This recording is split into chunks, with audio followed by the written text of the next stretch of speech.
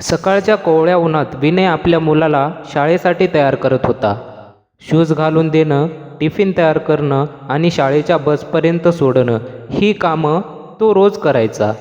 त्याचवेळी त्याच्या मनात एक विचार, माझ्या बाबांनी असं केलं असतं का? कालचे वडील.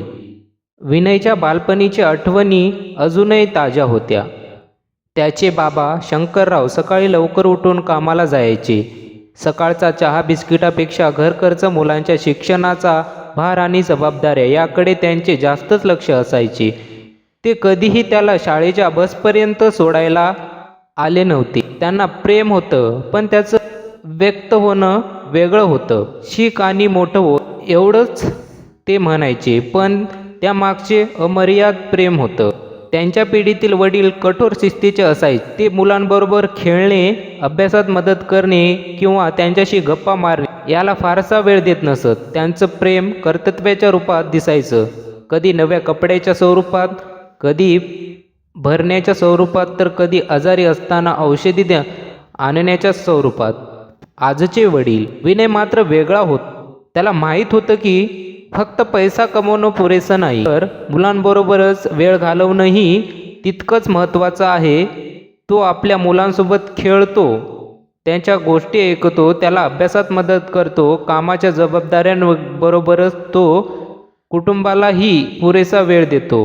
आजच्या वडिलांनी आपल्या भूमिकेत मोठा बदल केला आहे.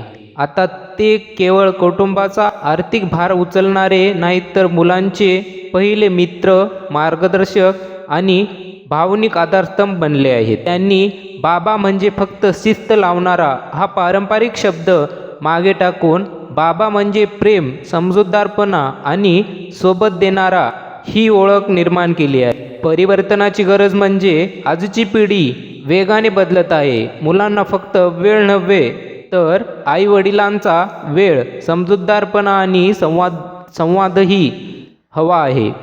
जसे काळ बदलतो आणि तसे वडिलांची भूमिकाही अधिक संवेदनशील आणि समजत बनत आहे. विनयला हे समजलं होतं, आजचा बाप फक्त कमवणारा नसून तो मुलांसोबत मोठा होणारा एक मित्र आहे. या व्हिडिओमधून तुम्हाला काय वाटते? कमेंट करून नक्की सांगा. व्हिडिओ जास्तीत जास्त शेअर करा.